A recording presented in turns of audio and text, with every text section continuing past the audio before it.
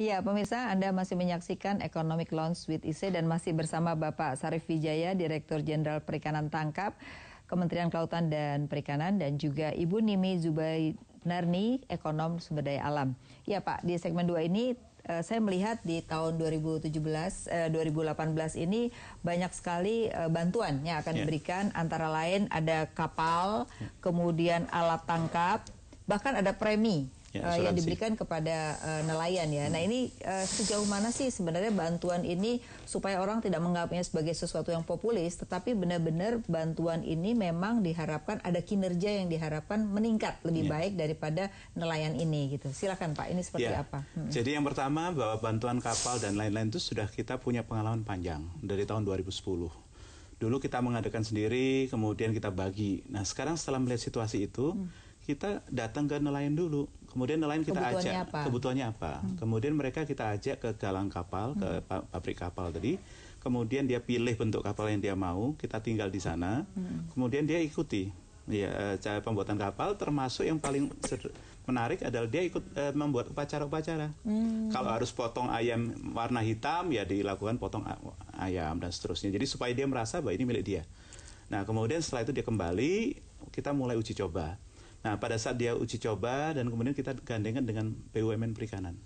Nah, jadi contohnya kalau mereka punya kesulitan dengan modal, mereka punya kesulitan dengan pasar, ini ada off-takernya. Jadi kami seperti contoh di Natuna ya, kami bantu 60 kapal. Itu semuanya off-takernya adalah Perindo. Perindo Perikanan Indonesia, BUMN kita. Jadi dia akan mendampingi dengan permodalan dan juga termasuk membeli hasilnya.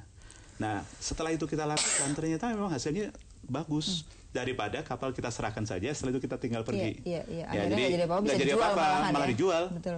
Jadi pengalaman masa lalu ternyata mendorong kita untuk melakukan itu. Termasuk wilayah. Itu mulai kapan Pak? Mulai 2000, sama ada off-takernya? 2017.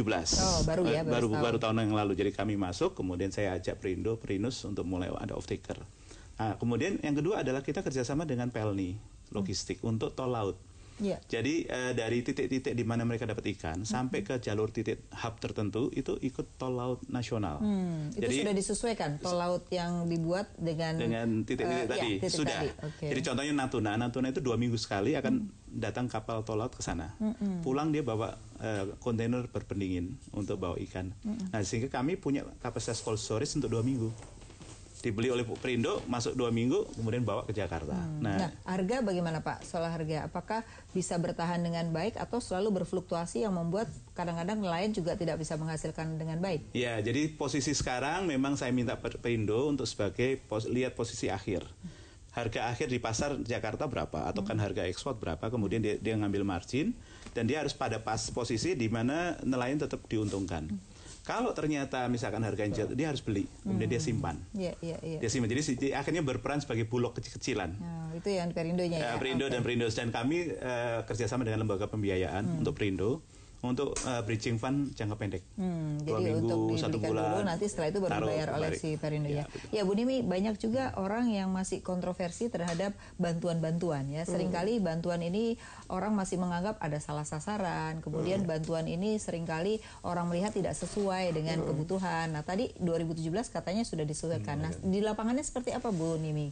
Jadi sebenarnya kan gini, Indonesia negara tropis yang sifat dari sumber dayanya itu kan multispesies dan multi-year.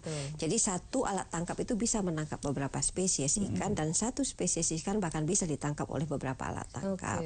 Jadi itu kenyataannya itu di kita seperti itu gitu. Jadi pada saat misalnya diberikan alat, jadi artinya tadi tidak bisa juga kita menghomogenkan alat tangkap di seluruh perairan Indonesia. Karena penggunaan alat tangkap itu tergantung bagaimana karakteristik perairan dan jenis spesies ikan apa yang ditangkap. Jadi kalau misalnya misalnya di sana potensinya ikan pelagis atau ikan demersal, berarti alat tangkap apa yang sesuai kan begitu kan. Jadi pastinya nelayan itu kan mereka memiliki kebiasaan untuk menggunakan alat tangkap. Nah itu menarik tuh, karena biasanya kalau nggak cocok tuh kadang-kadang mereka tidak bisa memanfaatkan. Seperti apa yang dilakukan saat ini? Jadi kalau misalnya mereka sudah lama menggunakan alat tangkap itu sudah berpuluh-puluh tahun, artinya kan mereka sudah familiar. Itu jadi demo sampai yang ada ditolak Pak Sarif kan juga ditolak itu ya waktu itu. Jadi sebenarnya kan kembali lagi itu yang selalu saya sampaikan bahwa cantrang dan troll itu berbeda. Di Undang-Undang Nomor 32 tahun 2004 juga dijelaskan bahwa cantrang itu masuk ke dalam sendet, tapi troll itu ya masuk ke dalam pukat hela gitu. Jadi itu yang mesti juga pemerintah seharusnya kan diperhatikan lagi hukum-hukum undang-undang yang keluar di Indonesia itu, karena selama ini selalu yang disampaikan gambarnya itu adalah gambar troll, bukan gambar cantrang itu loh Pak. Jadi itu yang juga ini perlu dijawab menjadi, Pak, apakah memang sebenarnya cantrang itu nggak masalah atau karena ada salah persepsi nih Pak? Iya, pertama saya setuju bahwa karakter lautan Indonesia itu unik. Indonesia itu terbagi menjadi 3 Ibu. Yang barat sampai dengan Kalimantan Jawa itu ikut Asia. Jadi karakternya seperti benua Asia. Kemudian Papua itu ikut Australia. Kemudian tengah itu adalah ikut lautan lepas. Sehingga karakternya kalau yang di tengah itu adalah ikan-ikan pelagis besar. Jadi seperti tuna, tongkol, cakalang itu daerah tengah. Kemudian timur itu yang dangkal, laut dangkal. Itu kedalaman yang tengah itu tadi kedalaman sampai 200 meter, sampai 1000 meter. Yang timur, yang di Papua itu Arafura itu 50 meter sampai 70 meter. Itu udang, kakap merah dan seterusnya. Alat tangkapnya berbeda-beda, betul sekali. Ada 89 jenis, Bu. Jadi sudah disesuaikan sebenarnya ya. 89 ya, Bu. Jenis, 89 jenis nah, yang kita harus adakan. Betul. Nah, kalau yang lagi rame cantrang ini sebenarnya jadi tadi Bu Nimi katakan sesuai dengan undang-undang sebenarnya beda gitu. Betul. Jadi sebetulnya memang troll itu berbeda dengan cantrang. Kami sependapat dengan itu. Tetapi dengan kembali lagi ke saya sampaikan tadi, stok laut Jawa ini begitu padat, depleted dan sebagainya, sehingga kalau kita memperoleh ikan dengan volume yang sedikit, maka kita akan berusaha untuk lebih jauh, lebih intensif, lebih efisien, sehingga cantrang yang tadinya dikatakan Bu Nimi ramah lingkungan dan sebagainya itu dimodifikasi, talinya diperpanjang, bukanya dibuka dan seterusnya. Jadi akhirnya memang kita mengatakan sudah menyerupai troll. Bukan troll, saya sependapat bukan troll.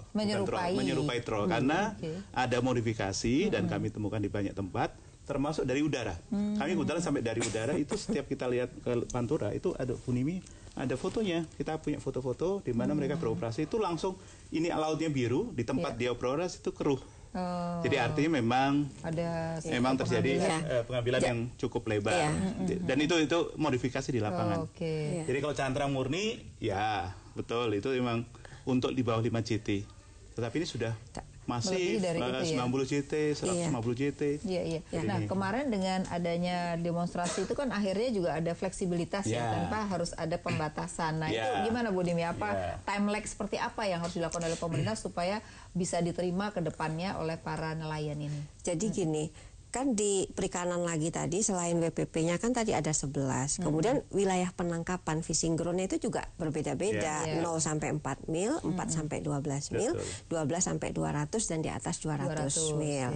Jadi seyogyanya memang dalam hal penggunaan alat tangkap itu dikendalikan dan diatur mereka. Kalau memang misalnya pada posisi 0 sampai 4 mil itu merusak, berarti mereka harusnya boleh di arah fishing ground yang lebih besar dari 12 mil. Kalau berbicara di atas 12 mil berarti kan izinnya izin pusat. Jadi di perikanan pun juga gitu. Kapal di atas 30 GT izin pusat, di bawah 30 GT izin provinsi. Yang di atas 30 GT izin pusat itu masuk sebagai penerimaan negara bukan pajak, tapi yang di bawah 30 GT dia masuk sebagai pendapatan asli daerah. Nah, kembali kalau kita berbicara tentang PP 75 2015 tentang PNBP itu masuk itu cantrang, payang masuk ke dalam itu jadi artinya mungkin ini Pak. Jadi mungkin pemerintah harus konsisten juga gitu karena di peraturan di PP 75 itu disebutkan bahwa mereka boleh dan masuk ke dalam PNBP, tapi di sisi lain ada larangan untuk tidak menggunakan alat tangkap tersebut. Jadi ada 2 kebijakan yang masih bertentangan sebenarnya. Nah, apakah ini juga akan direvisi sementara ini dibolehkan dengan kemarin statement Ibu Susi? Jadi pada prinsipnya kan perikanan Indonesia ini berbeda dengan perikanan di negara-negara lain. Argentina, Chili, Alaska dan sebagainya itu mereka punya single spesies dengan volume besar. Betul. Jadi ancovi kalau kita multi spesies tapi volumenya kecil.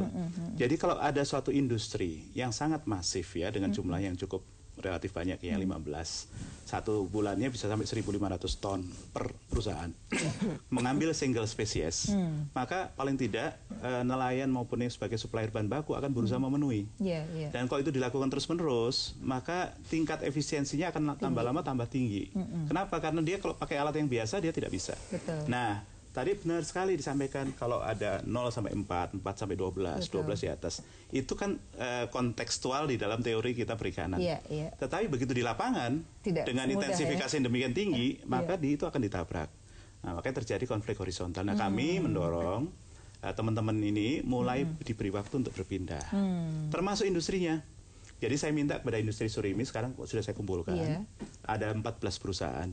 Ini saya ajak ke timur, kita lihat ada bisnis-bisnis lain yang menarik. Ada loin, ya dari tuna bisa dibuat loin dengan harga yang bagus.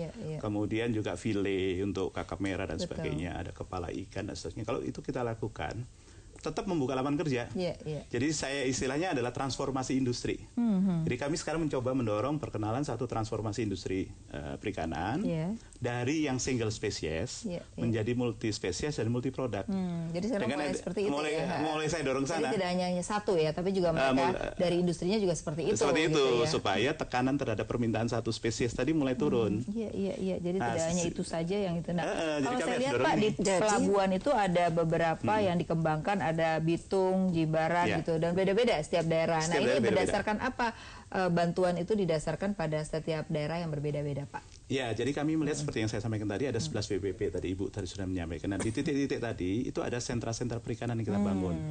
Nah, sentra perikanan ini SKPT, sentra perikanan ini terpadu. Kita tidak berpikir lagi hanya kapal, alat tangkap, tapi juga pelabuhan, cold storage, processing, ya Bu ya. Kemudian itu semua terintegrasi termasuk transportasinya. Nah, kami mendorong seperti Natuna itu bisa menjadi hub untuk internasional. Jadi kita mulai penambangan mulai ada CIQ, ya, Custom, Immigration and Quarantine, masuk di Natuna. Supaya sekarang udah berapa Pak? Custom itu di seluruh Indonesia udah berapa sekarang kami merintis mulai menjadi 14 titik.